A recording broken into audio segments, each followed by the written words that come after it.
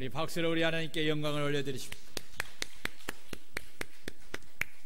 오늘 설교 제목을 다 같이 한번 크게 읽겠습니다. 시작. 그 아합을 찾으시며 탄식하신 주님. 사랑하는 성도 여러분, 다음 주일은 하나님께서 우리에게 1년 동안 베풀어 주신 크신 은혜와 복을 가지고 주님께 나와 감사로 영광을 돌리는 추수감사주일입니다. 오늘은 추수감사주일을 앞에 두고 우리에게 한 해 동안 크신 은혜와 사랑과 복을 주신 하나님께서 우리에게 명하시고 우리에게 원하신 것이 무엇인가를 성경의 말씀을 통해서 살펴보면서 주님이 기뻐하시고 주님이 원하시는 그런 추수감사 예배를 드렸으면 합니다. 오늘 본문은 예수님께서 예루살렘으로 가실 때에 사마리아와 갈릴리 사이로 지나가시다가 한 마을에 들어가시면서 생긴 일을 소개하고 있습니다. 본문보다 앞선 누가복음 13장 22절에서 17장 10절은 예수님께서 베레아 지역에서 한 사역을 다루고 있는데 그것은 지리적으로 요단 동편에 있습니다. 따라서 예수님은 요단강만 건너면 바로 유대 땅 예루살렘으로 가실 수 있는데, 그런데도 예수님은 그 길을 택하지 아니하시고 북쪽에 위치한 사마리아와 갈릴리 지역으로 올라가셨습니다. 그리고 한 마을에 들어가신 것입니다. 예수님이 가시고자 하는 최종 목적지는 남쪽에 있는 예루살렘입니다. 그런데 예수님은 예루살렘과 반대되는 북쪽으로 더 멀리 가신 것입니다. 이는 예루살렘으로 가는 길을 몰라서 예루살렘과 반대되는 북쪽으로 더 멀리 가신 것이 아닙니다. 주님은 의도적으로 그 길을 선택하여 가신 것입니다. 그러면 그 이유가 무엇이겠습니까? 그 이유는 잃어버린 영혼을 찾아 구원하기 위하여 버려진 나병 환자들이 모여 사는 동네를 친히 찾아가신 것입니다. 왜냐하면 주님이 이 땅에 오신 목적이 잃어버린 자를 찾아 구원하게 위함이기 때문입니다. 그러므로 예수님의 발걸음은 그저 한가히 그냥 생각 따라가는 발걸음이 아닙니다. 예수님의 발걸음은 항상 목적이 있는 발걸음이었습니다. 그 발걸음은 잃어버린 영혼을 찾아 구원하기 위하여 옮기시는 발걸음입니다. 예수님은 참 목자이시기에 죄로 인하여 잃어버린 양을 찾아 구원하시기를 원하여서 이 땅에 오신 분이십니다. 이러한 분이시기에 예루살렘으로 가는 빠르고 편한 길을 선택하지 아니하시고 멀고 불편한 길을 선택하여 그곳을 향하여 가신 것입니다. 그것이 바로 사마리아와 갈릴리 사이에 있는 사람들에게 버려진 한 마을에 들어가신 것입니다. 예수님이 행하시는 이런 모습은 오늘 우리들이 본받아야 할 모습인 줄로 믿습니다. 우리가 구원을 받고 영생을 얻고 주님의 제자가 된 것은 바로 죄로 인하여 잃어버린 한 영혼인 나를 찾아 구원하시기 위하여 하늘의 영광을 버리시고 낮고 천한 인간의 몸을 입고 이 땅에 오신 주님을 통해서 우리가 구원을 받았고 영생을 얻었고 주님의 제자가 된 것입니다.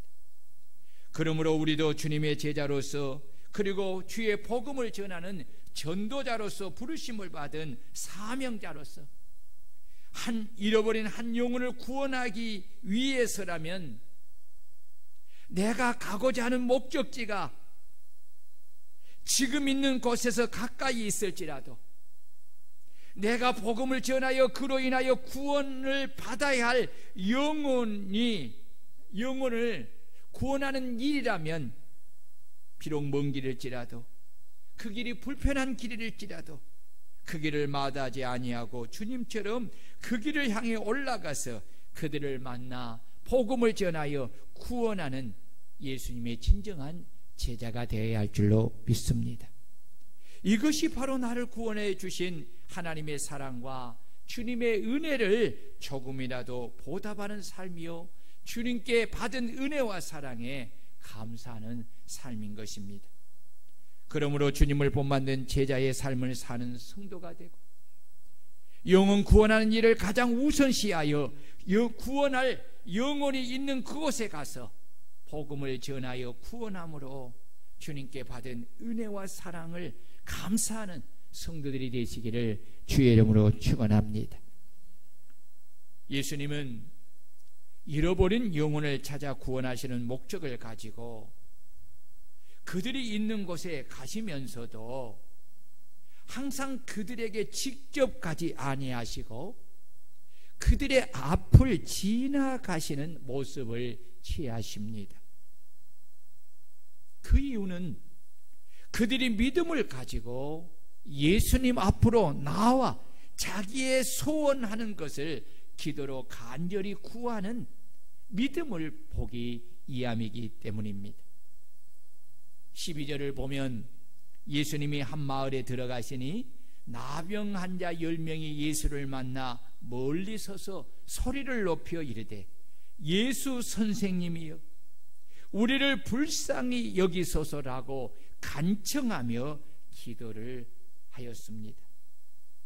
주님이 잃어버린 영혼들에게 원하시는 것은 그들이 가진 돈이나 재산이나 명예가 아닙니다. 주님이 그들에게 원하시는 것은 오직 당신을 향한 절대적 믿음입니다. 그 믿음을 표시하는 것이 바로 자신의 문제를 가지고 주님 앞에 믿음으로 나와 간절히 기도하는 것입니다. 그래서 기도는 믿음의 최상의 표현인 것입니다. 그러므로 기도하지 않는 믿음은 성경적인 믿음이라고 할 수 없습니다. 그래서 주님은 당신의 이름을 주시며 당신의 이름으로 기도하라고 명령하신 것입니다.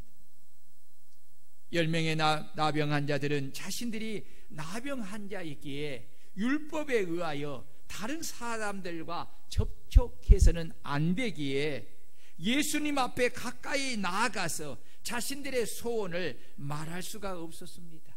그래서 멀리 서서 그리고 자신들의 그 기도하는 간구가 들을 수 있도록 큰 소리를 높여서 예수 선생님이여 우리를 불쌍히 여기소서라고 간청하며 기도한 것입니다.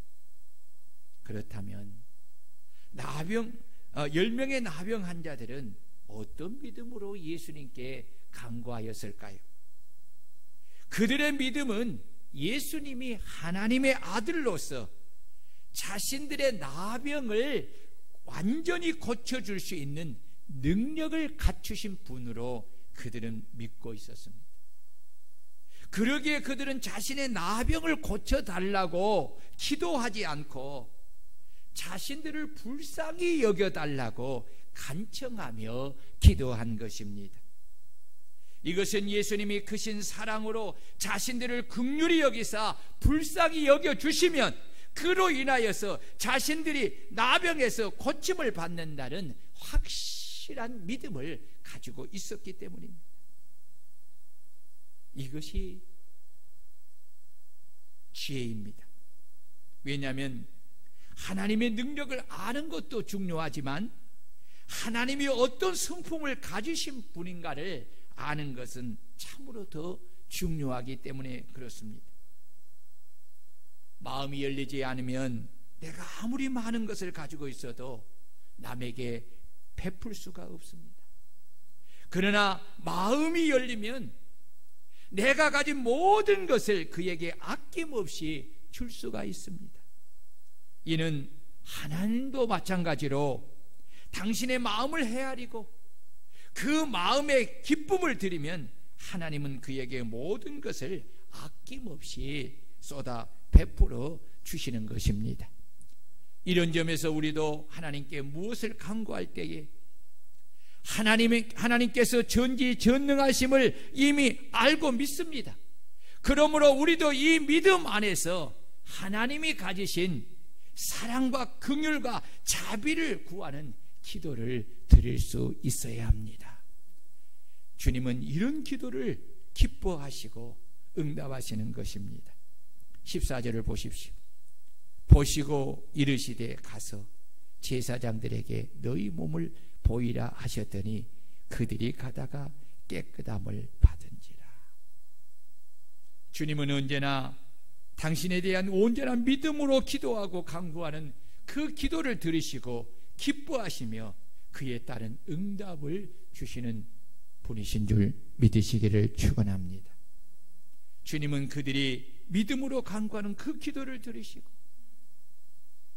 그들을 직접 말씀으로 그 자리에서 나병을 고쳐주시지 않고 가서 제사장들에게 너희 몸을 보이라고 그렇게 말씀하셨습니다.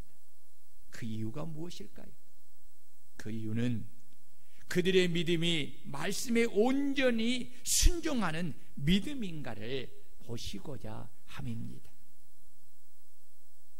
이는 믿음의 조상 아브라함에게 사랑하는 독자 이삭을 모리아 산에서 번제로 드리라고 하신 것과 같은 뜻을 가진 말씀입니다.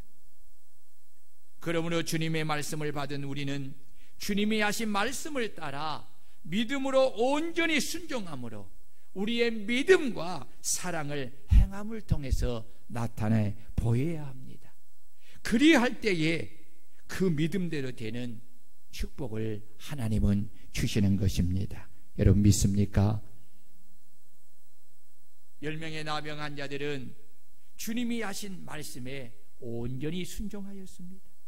그 순종함으로 자신들의 믿음을 나타내 보인 것입니다. 그 믿음대로 순종하여 가다가 그들은 나병에서 고침을 받은 것입니다. 그러나 이성적으로 생각해 보면 나병 환자들이 주님에 대한 절대적인 믿음이 없으면 현재 여전히 나병이 몸에 있는 상태인데 주님이 하신 말씀에 순종하여 그 상태를 가지고 가서 제사장들에게 그 몸을 보이면 그들은 더 큰 화를 입을 수가 있습니다. 왜냐하면 나병 환자가 제사장에게 가서 자신의 몸을 보이는 행위는 그들의 문둥병이 치유된 후에야 하는 절차로 나병이 완전히 깨끗하게 되었음을 제사장에게 검증받기 위하여 가기 때문입니다. 이런 절차 후에야 비로소 나병이 완쾌되었음을 공정을 받을 수가 있고 그들은 집으로 다시 돌아갈 수가 있는 것입니다. 그런데 주님이 지금 말씀하신 후에도 이 10명의 나병 환자들은 여전히 나병이 몸에 있었습니다. 그러기에 이성적으로 주님이 하신 이 말씀에 순종하기가 어려운 것입니다.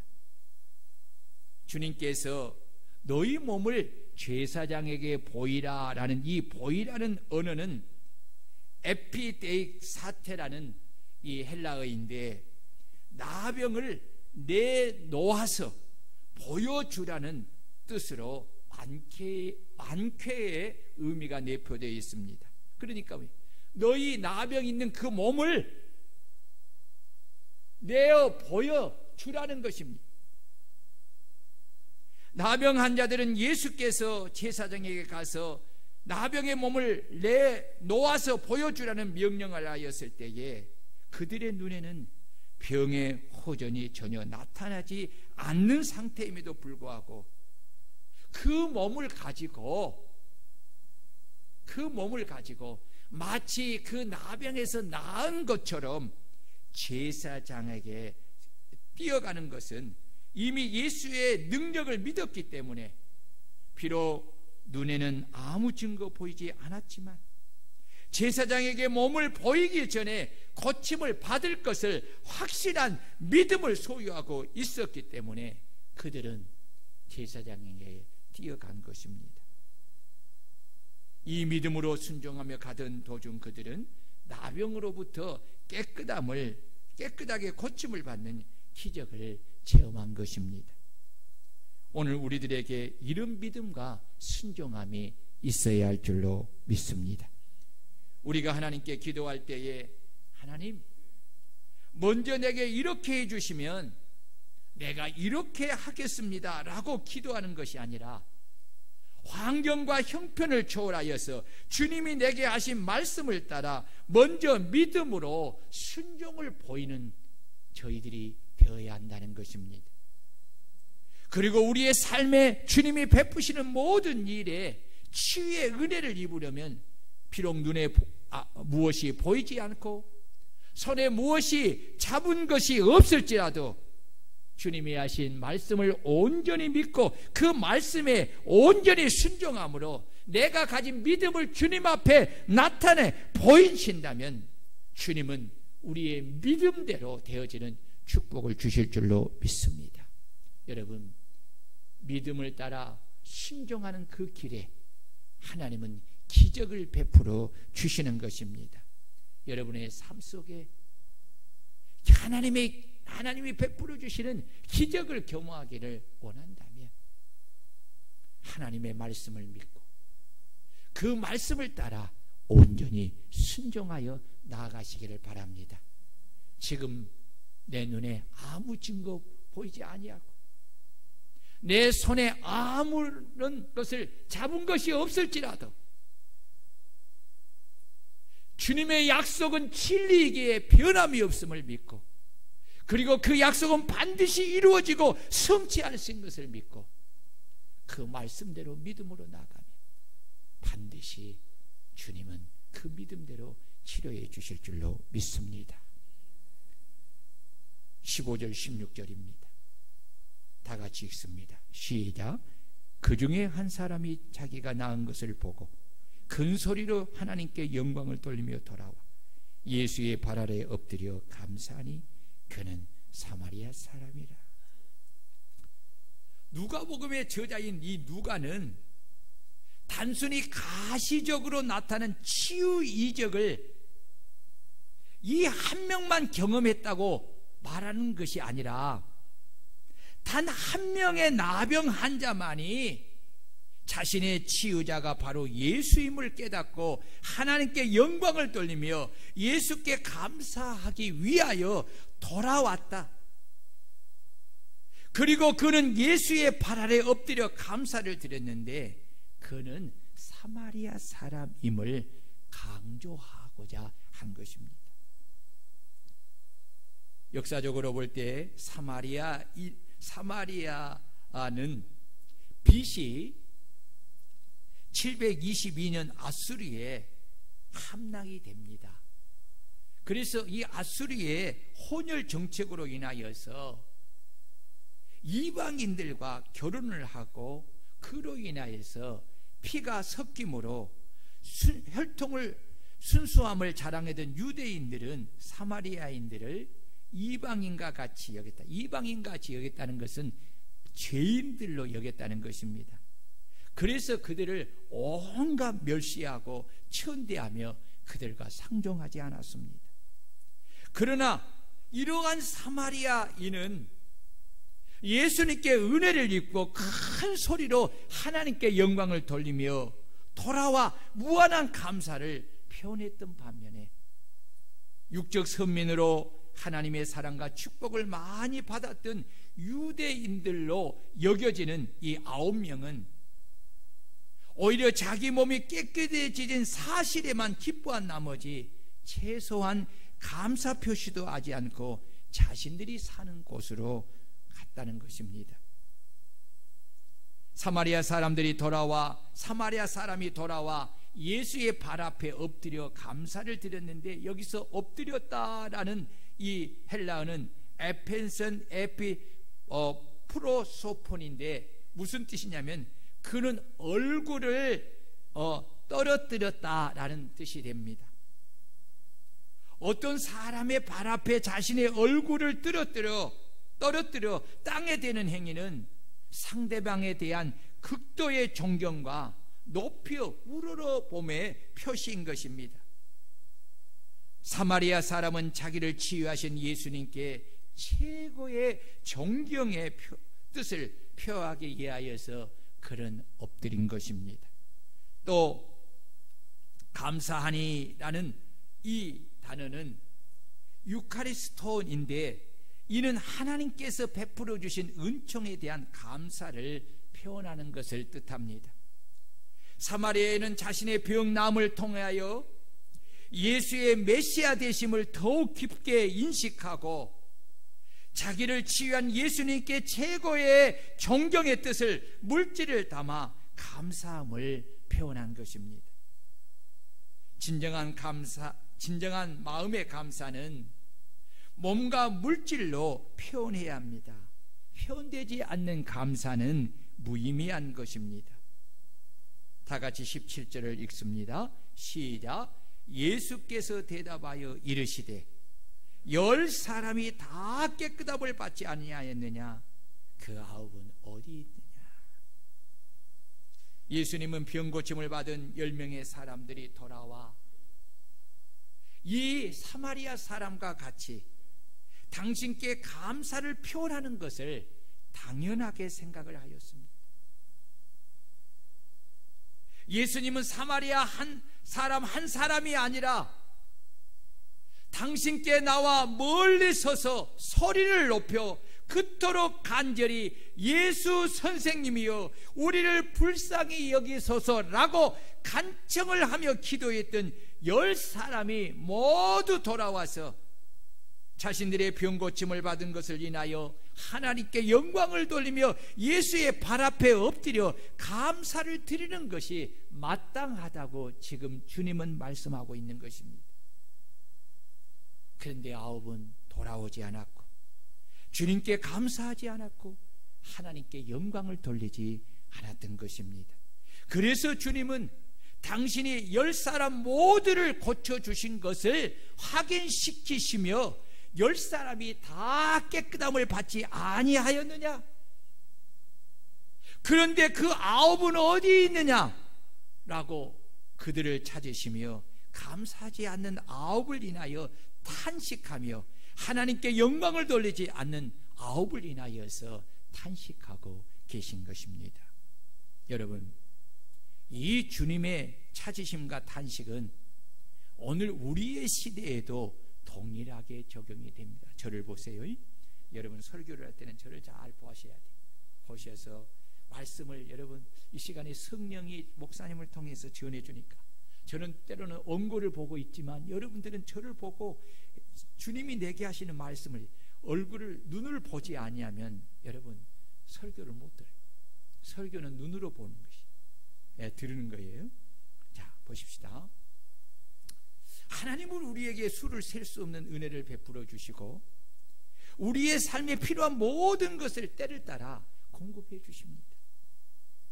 그리고 그로 인하여서 당신이 은혜를 베풀어 주시고 때를 따라 복을 주신 모든 사람에게 당신에게 돌아와서 자신들이 받은 은혜와 축복을 인하여 하나님께 큰 소리로 영광을 돌리며 주님께 엎드려 감사를 드리기를 기다리고 계신다는 것입니다.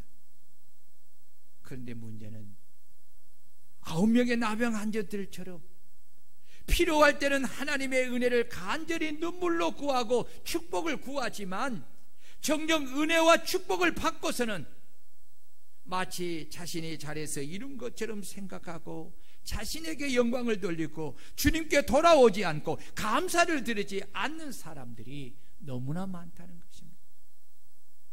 주님은 지금도 이런 9을 향하여서 내가 그들에게 복의 복을 주었는데 그 9은 어디 있느냐 하시며 찾으시고 돌아와 감사하지 않는 그들을 향하여서 탄식하고 계시는 것입니다.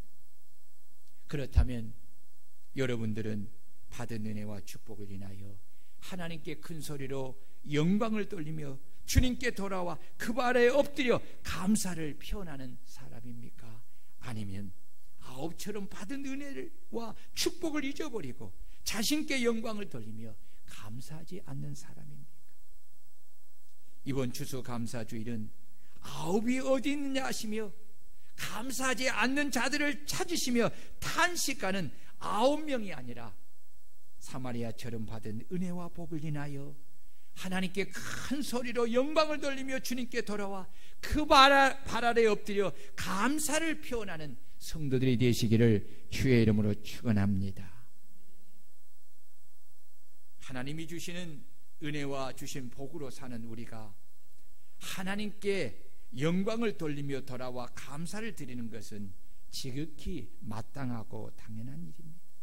그래서 하나님은 너희는 감사하는 자라고 감사하는 자가 되라고 명령하셨고 범사에 감사라고 명령하신 것입니다. 그렇다면 왜 우리는 감사하는 자가 되어야 하고 범사에 감사를 하여야만 하는 것입니까? 그것은 우리가 하나님이 베푸신 은혜와 축복 속에 살고 있기 때문이고 이것이 그리스도 예수 안에서 우리를 향하신 하나님의 뜻이기 때문이고 하나님이 당신이 은혜를 베풀어 주시고 축복을 주신 그 아홉을 찾으시기 때문입니다. 우리는 본문을 통하여 10명의 나병 환자들에게서 공통점을 찾을 수가 있습니다. 이 10명의 나병 환자들에게는 첫째, 믿음이 있었습니다. 그래서 그들은 자신의 문제를 가지고 주님께 나왔습니다. 그들에게는 기도가 있었습니다. 저들은 멀리 서서 목 놓아 부르짖었고 그에 대한 응답을 받았습니다. 그들에게는 순종함이 있었습니다. 저들은 말씀에 순종하여 제사장에게 자신들의 몸을 보이기 위하여 길을 떠나서 그 순종함을 통해서 그들은 고침을 받았습니다. 그런데 주님은 그 아홉을 기뻐하지 않았습니다. 여러분, 그들에게는 믿음이 있었습니다. 놀라운 믿음입니다. 그들은 간절한 기도가 있었습니다. 응답을 받았습니다.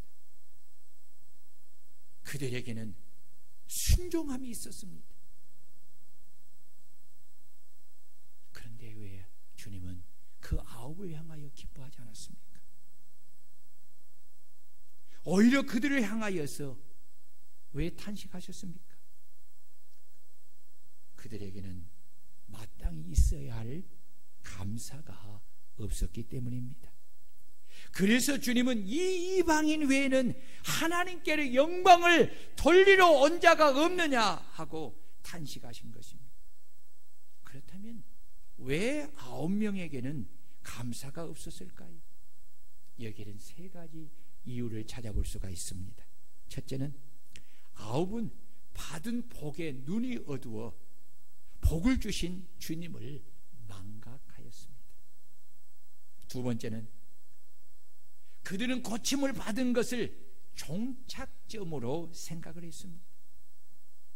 예수님은 고침을 받음을 통해 그들이 하나님께 돌아와 영광을 돌리며 감사하며 살라는 출발점으로 은혜를 주셨는데 고침을 받은 9은 그것을 종착점으로 생각을 했기에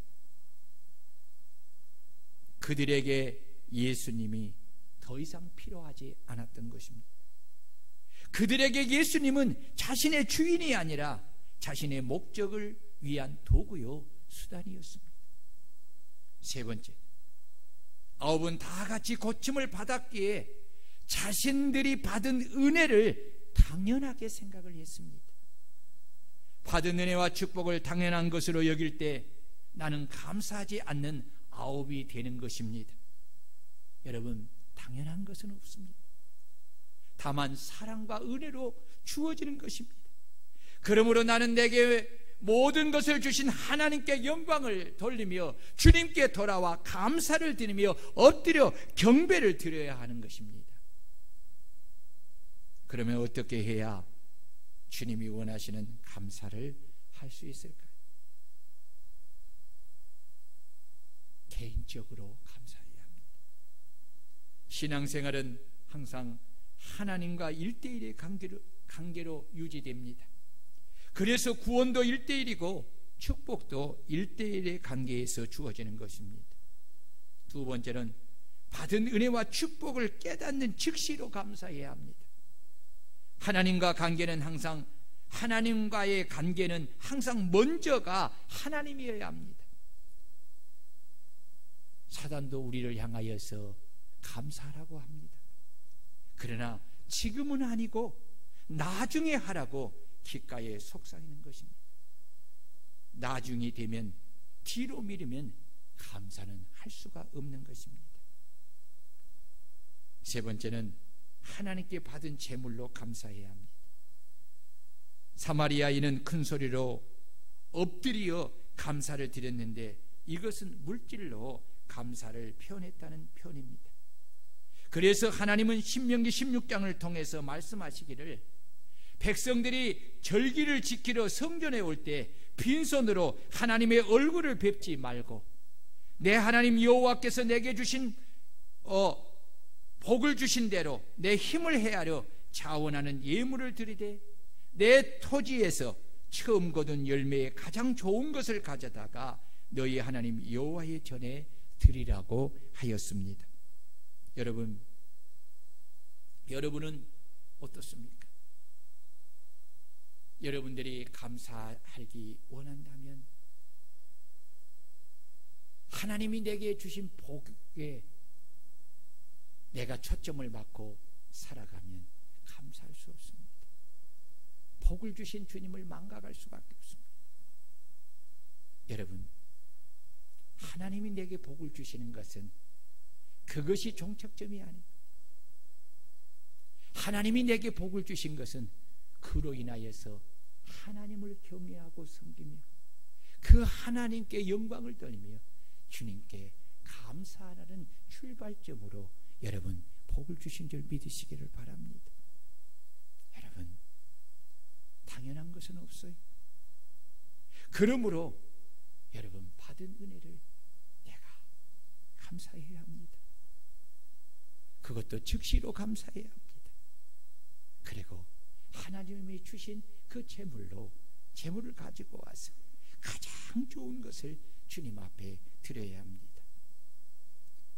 받은 은혜를 감사하는 것은 이 말 잘 들어야 돼요. 내 믿음이 온전함을 표현한 것입니다. 따라해 봅시다. 받은 은혜를 감사하는 것은 내 믿음이 온전함을 표현하는 것이다. 여러분, 이로 인하여서 육적인 축복을 뛰어넘어 신령한 영적 구원에 이르는 축복을 받게 됩니다. 보세요. 오늘 중요한 말씀이 19절에 있어요. 다 같이 19절 읽습니다. 시작. 그에게 이르시되 일어나 가라. 내 믿음이 너를 구원하였느니라 하시더라. 여러분 보십시오. 감사는 내 믿음을 주님께 표현하는 도구입니다.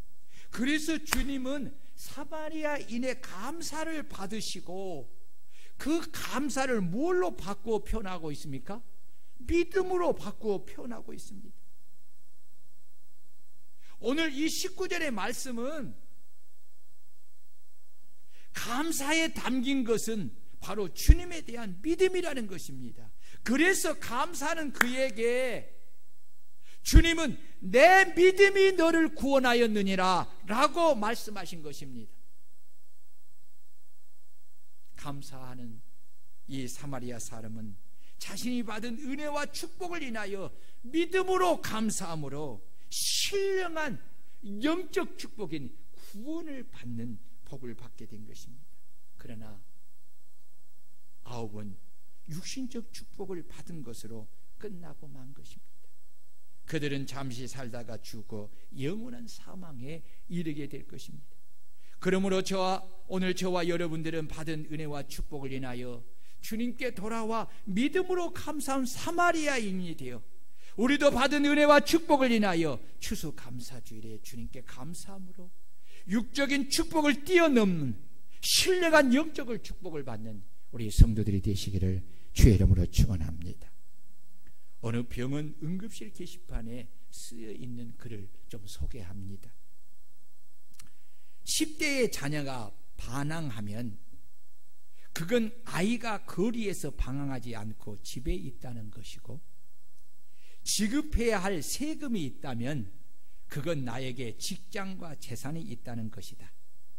파티하고 나서 치어야 할 것이 너무 많다면 그건 친구들과 즐거운 시간을 보냈다는 것이고, 옷이 몸에 좀 끼인다면 그건 잘 먹고 잘 살고 있다는 것이다.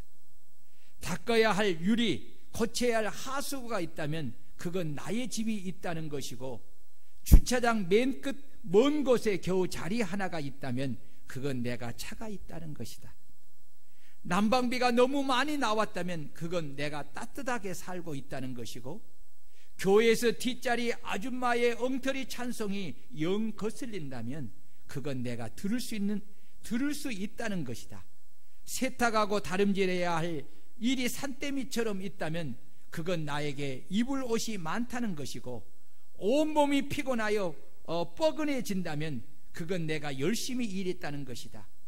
이른 새벽 시끄러운 자명소리에 깼다면 그건 내가 살아있는 것이고, 이메일이 너무 많아 쏟아진다면 그건 나를 생각하는 사람들이 그만큼 많다는 것이다.